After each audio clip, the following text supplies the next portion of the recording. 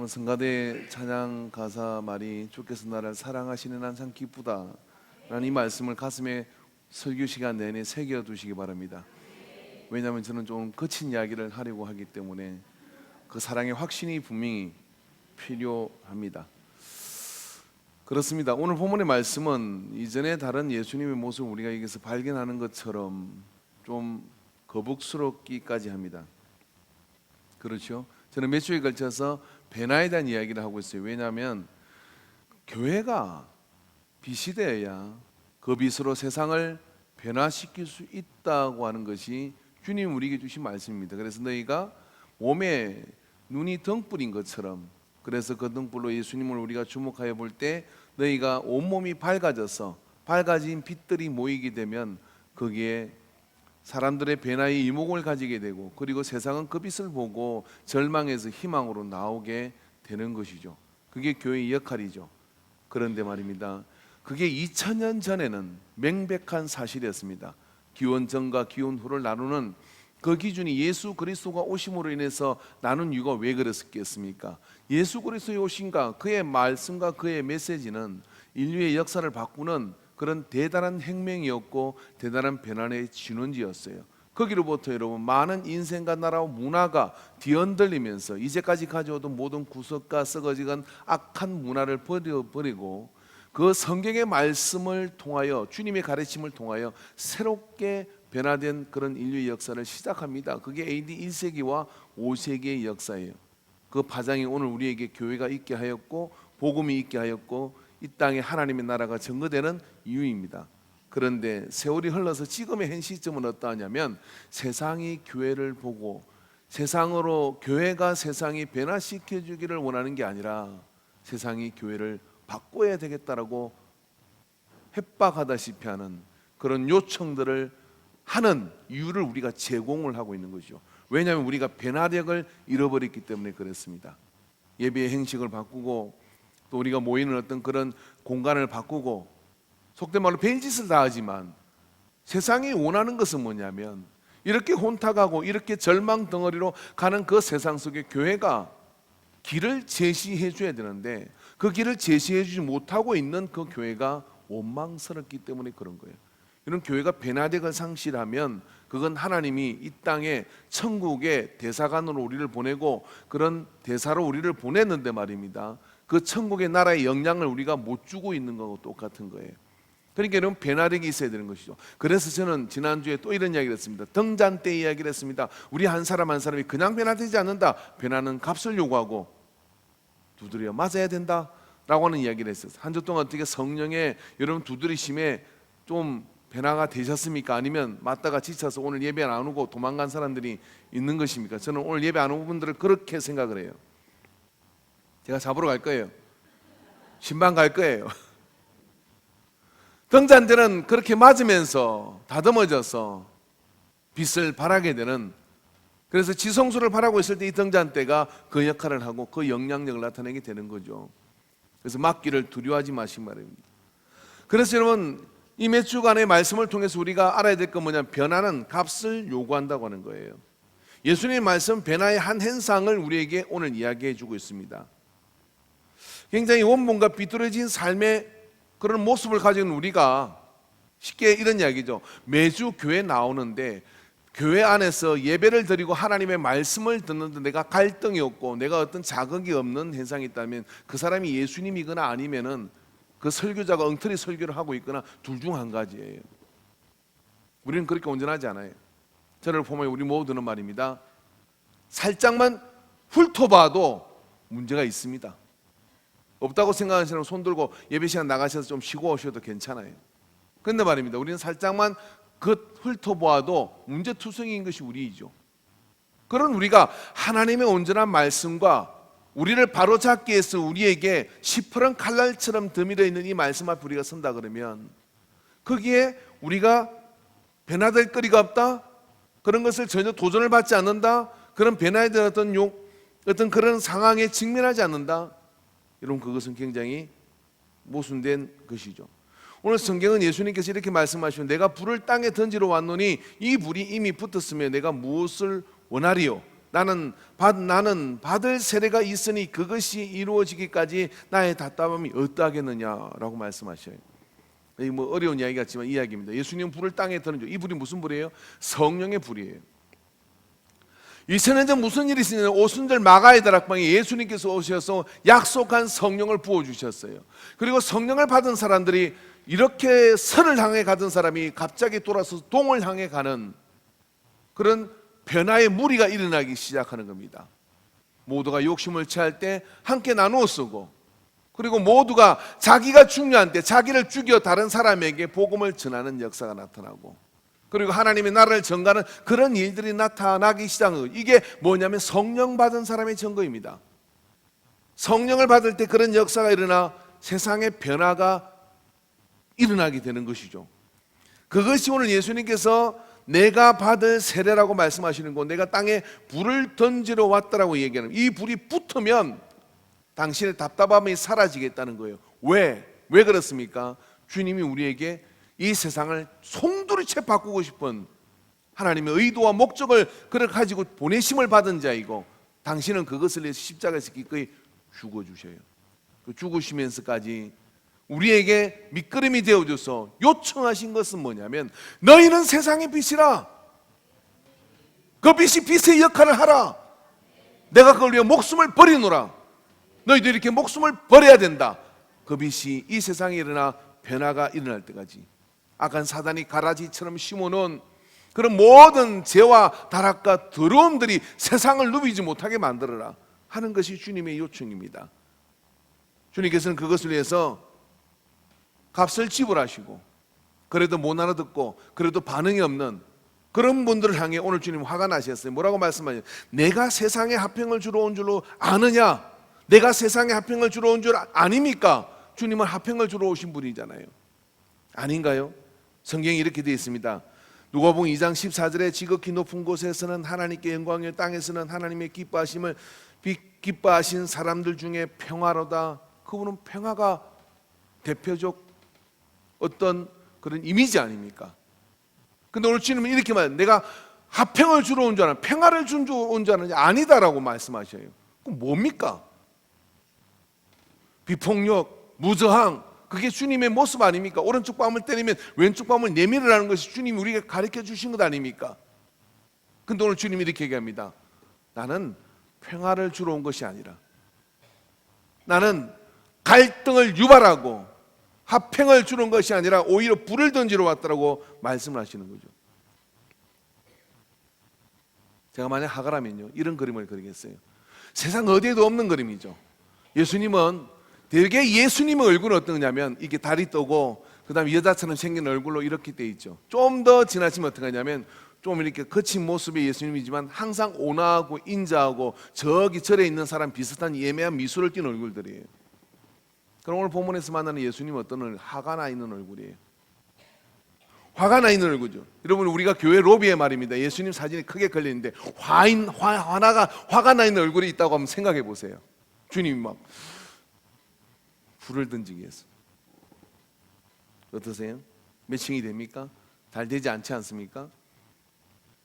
예수님께서 말입니다, 믿음 있는 제자들을 꾸짖었어요. 그 어떻게 꾸짖었을까요? 그죠? 예수님께서 의심하는 제자들과 그리고 또 성전에서 돈을 바꾸고 도적의 소굴로 만든 사람들을 향하여 채찍을 들고 가셨을 때 주님이, 여러분이 생각하는 주님은 어떤 거예요? 제자들아, 왜 그렇게 믿음이 없느냐? 어찌하여 의심하였느냐? 이렇게 꾸짖으십니까? 이게 내가 어느 때까지 너희와 함께 하겠느냐? 내 아버지 집은 만민이 기도하는 집인데 어찌 도둑의 소굴로 만들었단 말이냐? 이렇게 화내지 않았을까요? 어느 쪽이세요? 성경에 이 땅에는 모든 화가가 표현하지 않았지만 예수님의 화나 있는 얼굴도 있는 겁니다. 니글니글하고 유들유들하고 미꾸라지처럼 빠져나가고 기름칠한 장아처럼 그저 건너뛰어가고, 주님은 그게 신앙생활이 아니라고 말씀하셔요. 진리 앞에 서는 자는 그 앞에서 변화의 요청을 받는 것이죠. 그래서 주님 오늘 이렇게 말씀하십니다. 내가 세상에 화평을 주러 온 줄 아느냐? 그렇지 않다. 내가 너에게 이르노니 아니라 도리어 분쟁하게 하려 함이라. 주님 우리에게 분쟁을 하려고 화평을 깨는 갈등 유발자로서 오늘 우리에게 얼굴을 내미셔요. 여러분 그 화평을 깨는 그것이 잘못일까요? 여러분 갈등 자체는 죄도 아니고 갈등 자체는 문제가 아닙니다. 모든 역사와 모든 변화는 갈등을 필수로 가지고 옵니다. 어쩌면 여러분 우리가 수십 년 말씀을 듣고요, 그리고 그런 신앙생활을 하면서 나 나름의 논리와 나 나름의 어떤 가치를 따라 성경을 읽어 나가지만 그 말씀이 인 이유가 어디에 있느냐면 이걸 가지고 내 마음의 갈등의 그 장수까지 가져가지 않는 거예요. 왜? 힘드니까. 그걸 가지고 직면하지 않는 거예요. 그래서 거기에 다 멈췄습니다. 그래서 어떻게 되냐면 변화가 일어나지 않아요. 주님 오늘 이것이 마음이 상하시는 거예요. 왜 상하시냐면 변화가 일어나야 열매가 있고 변화가 일어나야 세상이 바뀌는 것이죠. 그 변화는 갈등 없이 되지 않습니다.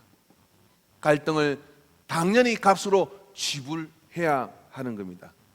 성령의 불세를 받은 사람, 성령 세례를 받은 사람, 그들은 얼마나 좋고 얼마나 기쁘는지 모릅니다.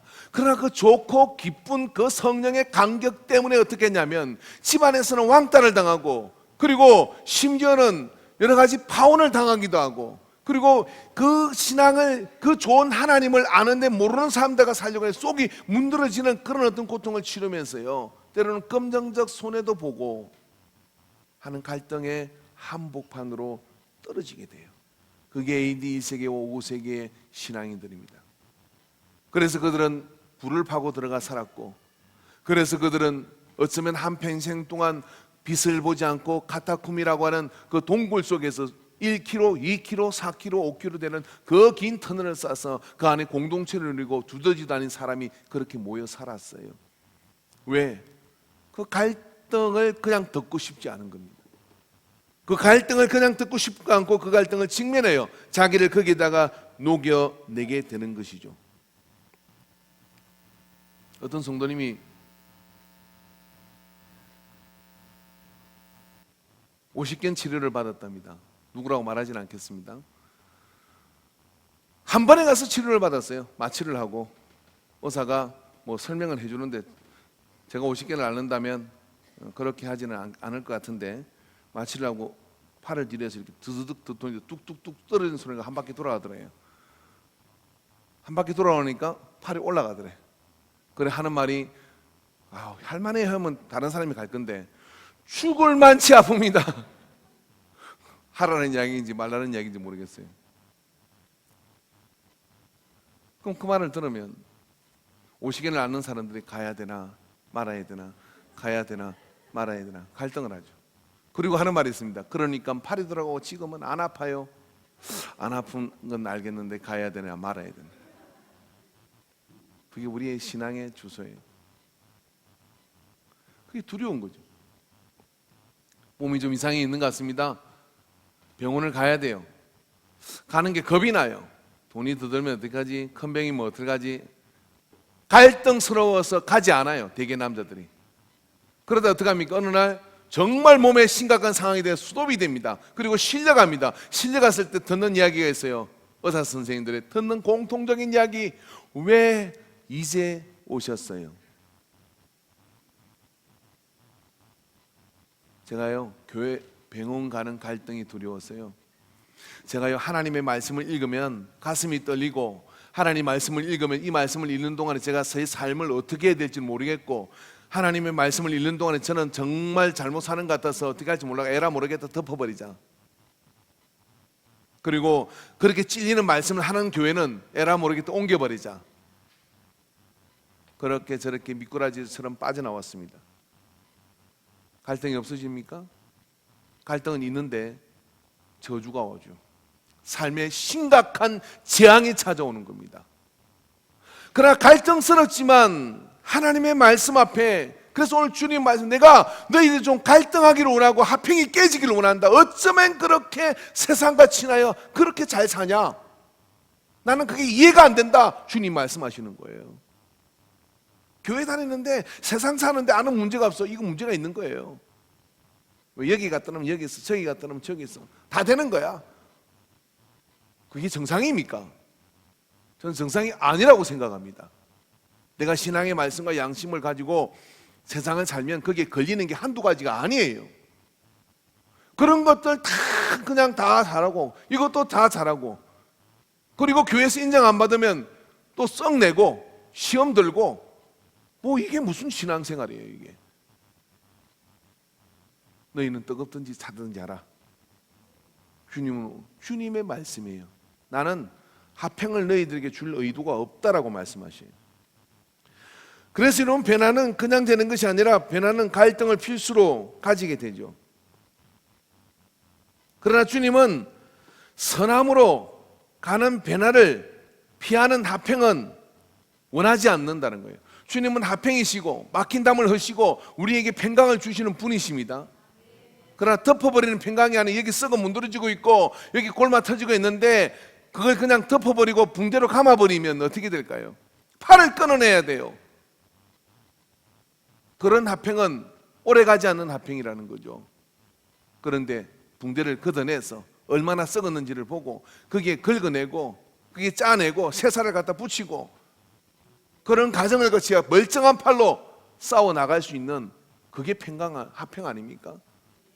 그런 화평을 주님은 원하신다는 거예요. 여러분, 하나님께서는 성경에 이렇게 말씀하십니다. 민수기 12장 3절에 보니까 이렇게 말씀하셨어요. 이분만큼 사람을 많이 죽인 분이 없어요. 한번 읽어봅시다. 시작. 이 사람 모세는 온유함이 지면의 모든 사람보다 더하더라. 지면에 있는 모든 사람 중에 온유한 사람이 모세래요. 저는 모세보다 10배는 더 온유한 것 같아요. 아니면 아니라고 말씀해 보십시오. 출애굽기 32장 28절 봅시다. 출애굽기 32장 28절에 레위 자신이 모세의 말대로 행하매 이날에 백성 중에 3,000명 가량을 죽임을 당하니라. 그 백성들이 모여가지고 모세가 시내산에 돌판 받으러 올라간 사이에 이 사람들이 황금 송아지를 만들어 놓고 춤추고 띵까띵까 놀면서 어떻게 하냐면, 이 황금 송아지가 애굽에서 인도는 우리의 신이다 하고 막 저렇게 놀았어요. 밑에서 막 산안에서 풍화 소리가 나고 난리가 난 거예요. 그래서 모세 목사님이 이렇게 보니까 이게 난리가 아니야. 하나님께 너 빨리 내려가 봐라. 내려가 보니까 이 난리가 나고 있는 거예요. 내가 이 거룩한 말씀을 받아 설교 준비하러 간 사이에 내려와가지고 엄한 짓거리를 하고 있는 거예요. 그래서 어떻게 산 아래로 돌판을 던져버렸어. 누가 준 건데? 이 온유해요? 내가 여기서 말씀 딱 이걸 그따위로 신앙생활 하려면 하고 이 성경을 집어 던졌다고 생각해보세요. 아마 잘릴걸? 그냥 안 던져요 저는.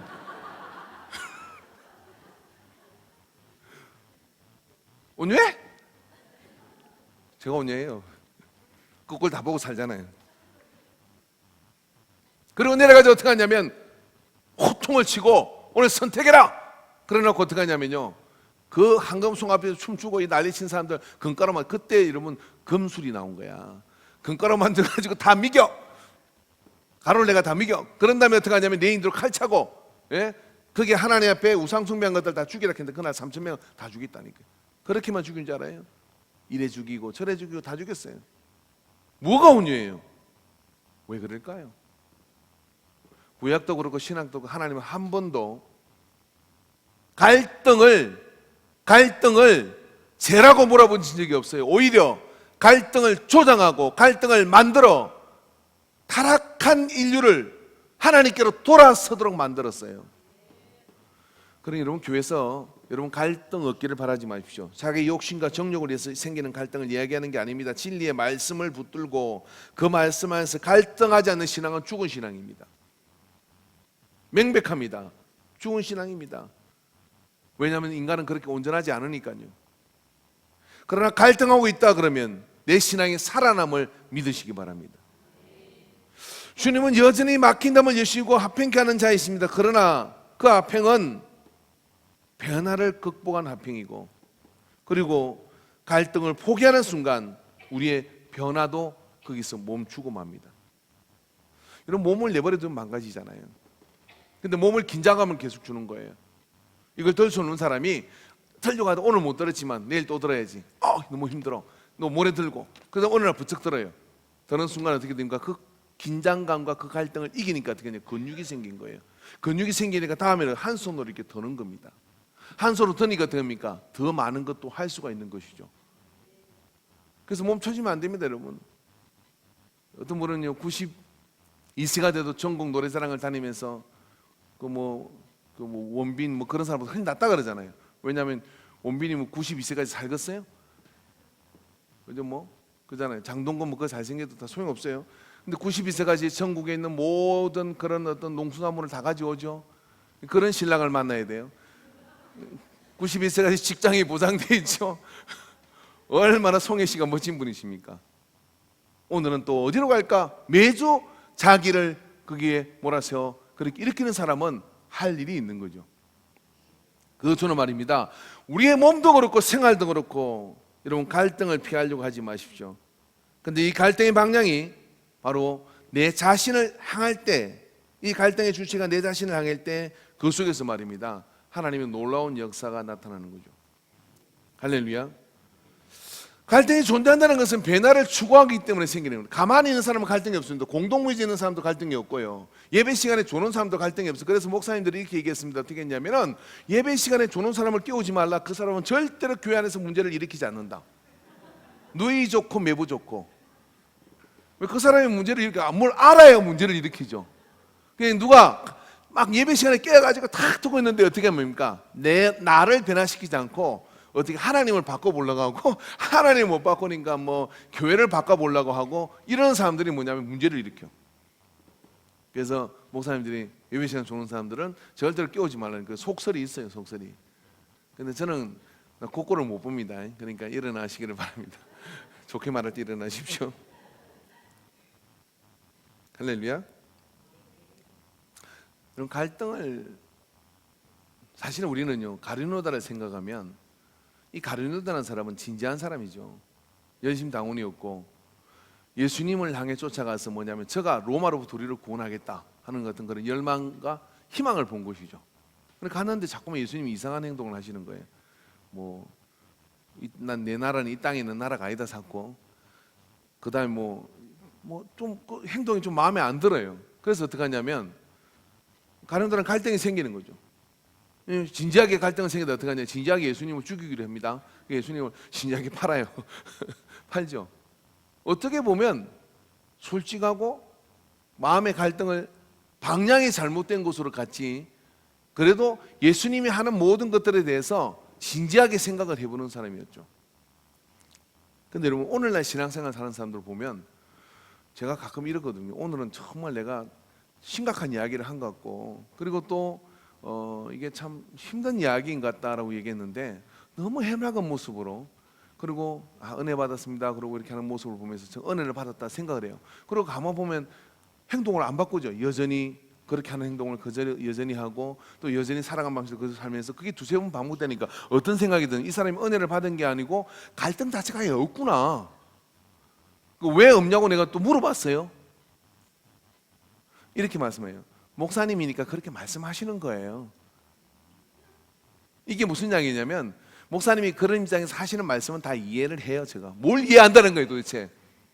그렇게 말씀할 수밖에 없다는 걸 이해한다는 거지. 그 속에는 또 뭐가 있냐. 목사님이라고 뵐 수 있겠어요. 우리 서로 다 그런 거지요. 여기서 우리가 만나면 망해요. 어디서 만나야 될까요? 예수님이 오늘 그런 꼴을 교회 안에서 본다 그러면 내가 언제 너희들 사이좋게 지내라 그랬냐? 진리로 좀 싸워라. 내가 언제 너희들 그렇게 세상을 타협하고 살아라 했냐? 내가 너에게 전한 그 복음이 그렇게 아주 세상에 익숙해져 가지고 세상 사람과 똑같이 사기치고 세상 사람과 똑같이 욕심을 추구하고 세상 사람과 똑같이 큰 집을 요구하고 세상 사람과 똑같이 권력을 요구하고 하는 그렇게 자기 희생이 전혀 없는 그런 모습으로 살아가는 꼴을 본다 그러면 예수님 기뻐하시겠죠? 기뻐하실 수가 없는 거죠. 그런 청중을 향해 그런 그리스도를 향해 주님은 너희가 내 말을 오해했다. 내가 너희에게 합평하라고 한 것이 아니라 오히려 그게 평화가 깨지는, 불을 깨지는 갈등이 일어나기를 원한다 라고 말씀을 하시는 거예요. 그렇다고 오늘부터 집에 가서 싸우라는 이야기 아닙니다. 오해는 하지 마십시오. 근데 그 갈등은 내 안에서부터 일어나야 된다는 거예요. 할렐루야. 내 안에서부터 일어나서 그렇게 갈등을 가지고 나가면 그 속에서 어떻게 됩니까? 베드로 같이 심각한 갈등이 그 속에 있었지만 요한한테 시몬아 네가 나를 사랑하느냐 물은 그 물음 앞에 그 갈등을 이기고 나왔을 때 주는 그리스도여 살아계신 하나님의 아들이다. 바요나 시몬아 그렇게 베드로를 칭찬하고 내 양을 먹이라고 그렇게 말씀하시고 인도하여 주시는 줄 믿습니다. 할렐루야. 그래서 자신과의 갈등을 극복할 때 그 속에서 일어나요. 여러분 한국교회 힘이 어디에 있는 것일까요? 전 세계 교회를 통틀어 가지고요, 한국교회가 이토록 많은 세계의 가장 큰 교회 20교회가 있고, 그리고 장로교회 가장 큰 교회가 대한민국에 있고, 뭐 대단한 한국교회가 이 덩치에 비해서는요 세계 교회 속에 갈목할 만한 그런 어떤 진한 인상을 주었습니다. 근데 그 진한 인상을 준 힘이 어디에 있을까? 그 일조를 한 것이 또 인간교회겠죠. 할렐루야. 그런 게 제가 목회한다는 너무 반갑습니다. 그런 후손님을 정맹해 보이시길 바랍니다. 아멘이십니까? 여러분 그런 어떤 힘이 저는 또 여러 가지가 있겠습니다만은 갈등을 피하자는 것이 힘이라고 생각을 해요. 왜냐하면은 여러분 제사 문제 어떻게 생각합니까? 천주교에 이 땅에 들어왔을 때요 제사 문제에 대해서 천주교는 바티칸 공회는 어떻게 하냐 제사 드려도 된다 그렇게 얘기를 했어요. 그리고 실제로 이 제사라는 걸 공부를 해보면 공자 선생께서 사람들이 부모가 죽었는데 땅에 그냥 멍석을 말아서 그냥 묻고 마는 거예요. 그건 예가 아니다라고 해서 정성스럽게 장례를 치르게 되고, 그리고 부모를 기억해라. 그래서 부모의 죽은 기일이 되면 그가 좋아하던 음식과 그가 좋아했던 이야기들을 자손들을 모아놓고 이야기를 해라.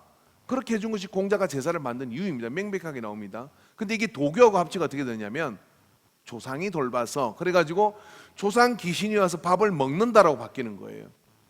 제사의 역사가 이래요. 그래서 조영희 목사님이 신학교에서 공부를 가르칠 때 뭐라고 얘기했냐면 제사는 드려도 된다라고 얘기를 했던 거죠. 그게 꼬리표가 붙어 다녀서 장로교에서 이단 시비가 있었던 거예요.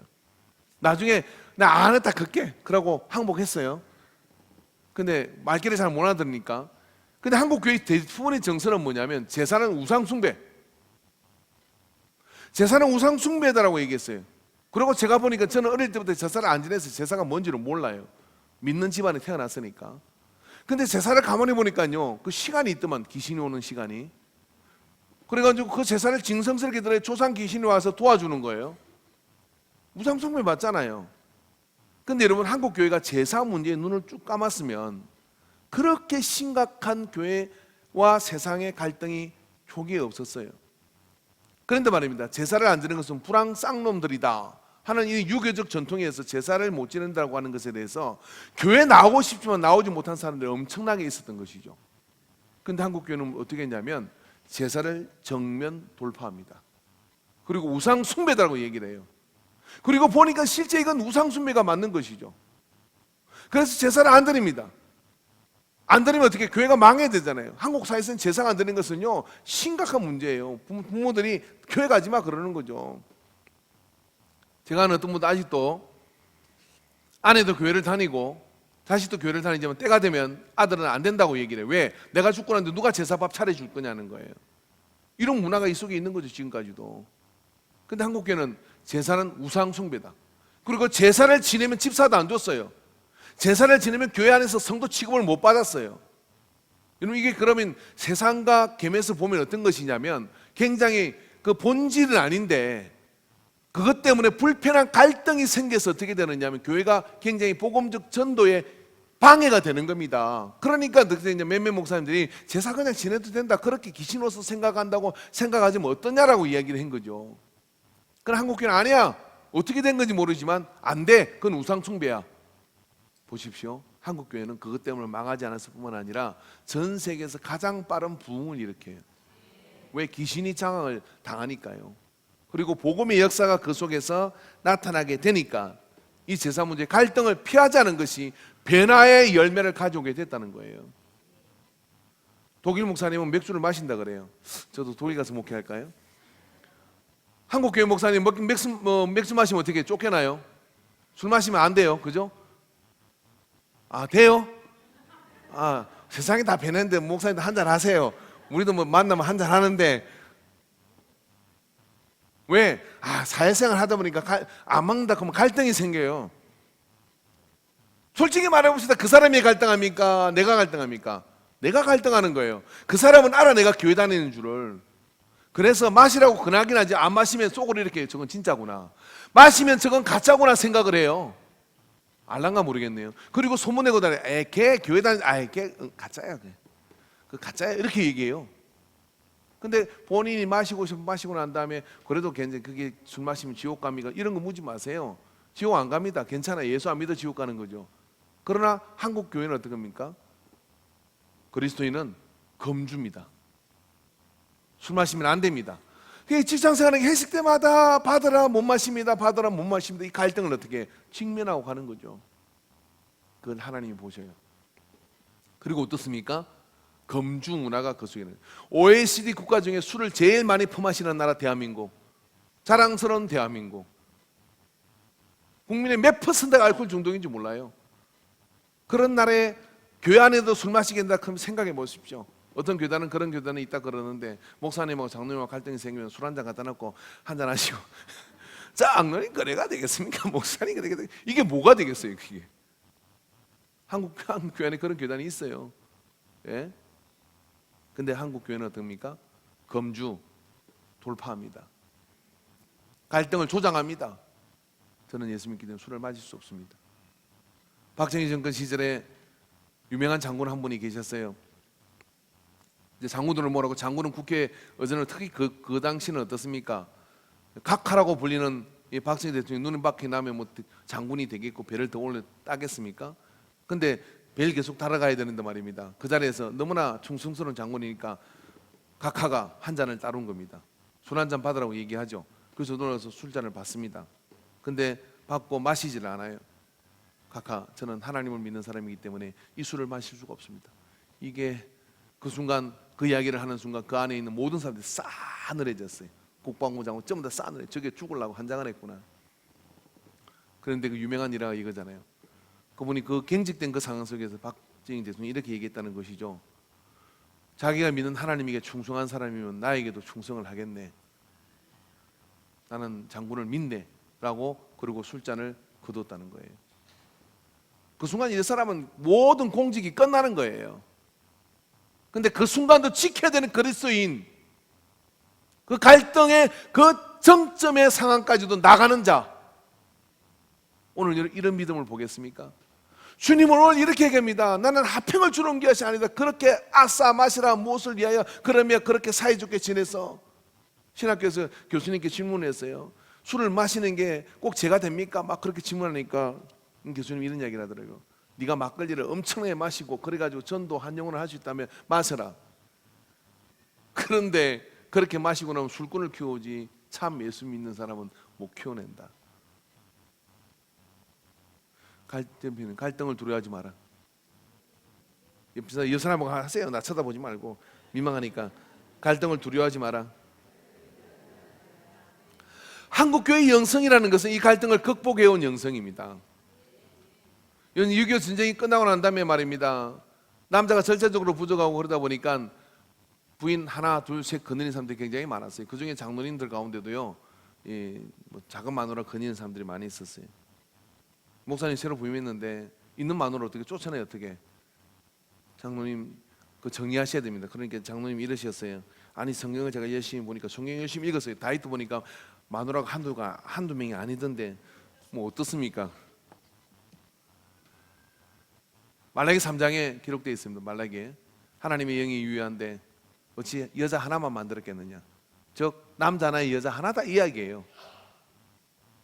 근데 그걸 그렇게 두리뭉실 포장하면 뭐든지 다 포장할 수 있죠. 근데 말입니다, 한국교회는 어떻게 합니까? 그런 것들을 낱낱이 직면합니다. 이게 초기 우리 1세대의 믿음이었어요. 고리타분하고 고집스럽고 그것 때문에 왕따를 당하고 그것 때문에 여러 가지 고립에 빠진다 할지라도 그 갈등을 두려워하지 않았습니다. 그 갈등을 두려워하지 않은 교회는 부흥을 했어요. 그리고 그 갈등을 두려워하지 않은 게 하나님을 기뻐하는 교회가 되었어요. 그리고 그런 갈등을 두려워하지 않고 나가는 그 교회가 능력을 가졌어요. 그리고 그 능력을 가진 그 교회가 세상의 이목을 가졌고 세상을 바꾸는 힘의 원천지가 되었습니다. 그런데 세상과 타협해버리고 그리고 그 세상과 개마여서 이게 세상 사람인지 아닌지 심지어는 교회 안에 세상의 문화가 고스란히 밀려와가지고 그렇게 있는 상황을 보면 더 이상 세상은 교회에 관심이 없습니다. 우리와 다를 게 뭐냐라고 질문하는 거죠. 이 변화에 대한 설교를 이제 9월 첫째 주에 저는 마지막으로 하려고 하는데, 여러분, 갈등은 변화의 필수 코스입니다. 그동안 내가 갈등이 두려워서 묵혀둔 그런 것들이 있다면 이제 한 걸음을 내딛는 용기를 발휘하시기 바랍니다. 그 갈등을 넘어서서 나갈 때 죽지 않습니다. 왜냐하면 주님 우리를 죽을 곳으로 인도하지 않으니까요. 그리고 그 갈등을 넘어서서 나가면 거기에 우리가 이제까지 내가 이까지 것 때문에 이렇게 힘들었고 이까지 것 때문에 이렇게 망설였단 말이냐 하고 웃음이 나는 별것도 아닌, 그리고 그것으로 얻어지는 하나님의 놀라운 능력들을, 그리고 하나님이 예비한 아무것도 흔들지 못하는 진짜 평화로운 평화가 그 속에 있음을 믿으시기 바랍니다. 그런 역사가 저희 여러분 속에 있기를 바랍니다. 그래서 매일 저는 여러분이 15분씩 하나님의 말씀 앞으로 나가서 그 갈등에 직면하기를 원합니다. 그래서 그 갈등 속에 우리가 자꾸만 직면해 갈 때 크게 갈등할 일이 없는 변화의 그런 동력을 가지는 은혜가 저와 여러분 속에 있게 될 줄로 믿습니다. 기도합시다. 사랑의 하나님 아버지, 오늘 우리에게 주님께서 내가 세상에 화평을 주려고 온 줄로 아느냐, 내가 너에게 이르노니 아니라 도리어 분쟁하게 하려 함이로라. 이후로부터 한 집에 다섯이 사람이 있어 분쟁하되 셋이 둘과 둘이 셋과 하리니, 주여, 변화를 위해서 더 나은 평강을 위해서 가는 갈등을 두려워하여 1년, 5년, 10년 그렇게 한 걸음도 앞으로 내딛지 못했던 우리의 신앙이라면 이제 갈등을 각오하고 내딛는 신앙이 되게 하여 주시옵소서. 내 안에서부터의 그런 갈등을 이기고 죽으면 죽으리란 믿음을 가지고 내딛게 될 때 죽는 것이 아니라 부활의 생명과 그 능력이 우리를 감싸지고 인도하여 주시는 것을 믿습니다. 동행하여 주시옵소서. 아버지, 매일 15분씩 말씀 앞에 나갈 때마다 말씀이 나를 희업하고 말씀이 나를 찔러오고 괴롭게 한다 할지라도 고개와 눈을 돌리지 않고 나아갈 때 그 뒤에 계시는 주님의 평안한 얼굴을 만나게 될 줄로 믿습니다. 동행해 주시옵소서. 예수님의 이름으로 기도하옵나이다. 아멘.